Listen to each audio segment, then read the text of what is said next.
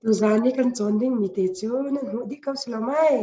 ram ui te le lang akong slai mo vai khat chu ram ui ni lang ak te bakhe am horin changreu te a si azuan le thing nge chunga a fu bak avun mu te se ma bak chu ram ui te ni khan chu changreu te bak chu ban zau ya tu to ke ma te khe kai ma cha silai ti avanti te se chutik chon ram ui bak chu azar to ke lung put bak khe saitan man to krisitio lang akte bakcha avan fakis cha lang akte bakcha avan chane lang akte na lang chamo ai ti cho ni hin bakcha na do ning bakcha na mul bakhat liu kan klewe na mit te khala cheu te kin cheu hui ma laki na one la avan chat la ning he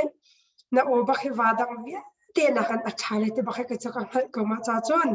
ha pakhat te ban ka sak piak lo wa vi te la ka siang parang nu tia kan ti ha te bakhat avanti te se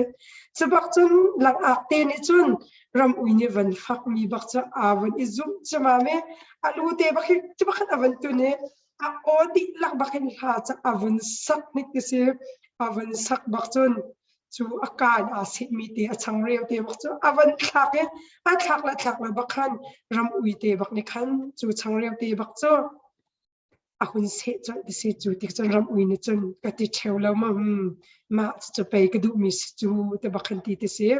na chang reu cha khan ro na cheu kan du mi chu an in fak mi kha wazum na hla ti ati ram ui ni chu wa chu lang ak te a chang reu te chu ai ye te se tu zan cha na ma tuan bia te nya kan chon piak mi chu mi ni an kan fak mi kip khe kan ye lom ok silo ai asitak lo ti zong kharo ha silo mai chun ram ui ban tuk in lung put thalo in midang an silo na papi kha ai nang bak chu ti asilo papi va fak len kha pathian ni adu ma adu mi silo mai ma cha chun ram ui ban tuk in mi kha an silo ning papi zong in fak lo ding in le lang ak ban tuk in mi ni fak mi velte zong kha